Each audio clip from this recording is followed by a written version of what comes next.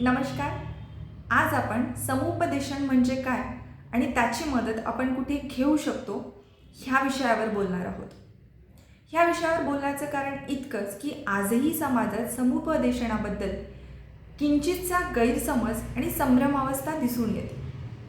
समुपदेशन म्हणजे नेमकं काय हे समजून घेण्याआधी समुपदेशन म्हणजे काय नाही आहे हे थोडक्यात बघूया. समुपदेशन म्हणजे गप्पा मारणं नाही आहे. समुपदेशन म्हणजे सल्ला देणं नाही आहे किंवा स्वतःची नैतिक मूल्य इतरांवर लादणंही नाही आहे. ही एक प्रक्रिया आहे ज्यामध्ये दोन व्यक्ती इन्व्हॉल्व असतात. एक म्हणजे प्रोफेशनल ट्रेन काउन्सिलर आणि दुसरं म्हणजे क्लायंट किंवा काउन्सिलिंग. ह्या प्रक्रियेमध्ये जी व्यक्ती मदत मागायला येते त्या व्यक्तीला पेशंट न संबोधता क्लायंट किंवा काउन्सिली असे म्हटलं जातं. ह्या प्रक्रियेमध्ये काउन्सिलर क्लायंटला त्याच्या दुःखद भावनेतून बाहेर पडायला मदत करत असतो. त्याच्या दृढ समजुतींवर काम करत असतो. ज्यामुळे होतं काय की ज्या दुःखद परिस्थितीतून क्लायंट जातोय किंवा ज्या ठिकाणी तो थांबलाय, अडकला आहे, त्यामधून बाहेर पडायला तो स्वतः सक्षम होत असतो. काउन्सिलिंगचे काही नियम आहेत. जसं की पहिलं, कॉन्फिडेन्शियालिटी. कॉन्फिडेन्शियालिटी म्हणजे गोपनीयता.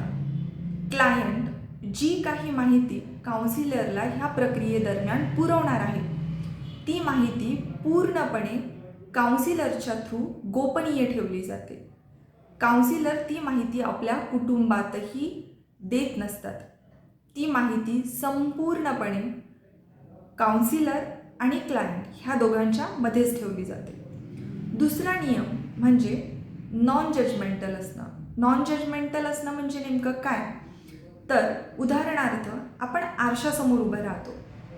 आरसा आपण जसे आहोत तशीच प्रतिमा आपल्याला दाखवत असतो. त्यात तो स्वतःचं काहीही ॲड करत नसतो. तसंच जी काही माहिती क्लायंट काउन्सिलरला देतोय त्या दरम्यान काउन्सिलरकडून क्लायंटला कुठल्याही प्रकारे जज केलं जात नाही.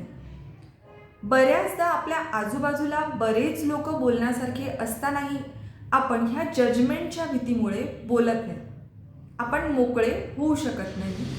तीच गोष्ट क्लायंट आणि काउन्सिलरच्या दरम्यान पाळली जाते. तिसरा नियम म्हणजे एम्पथी.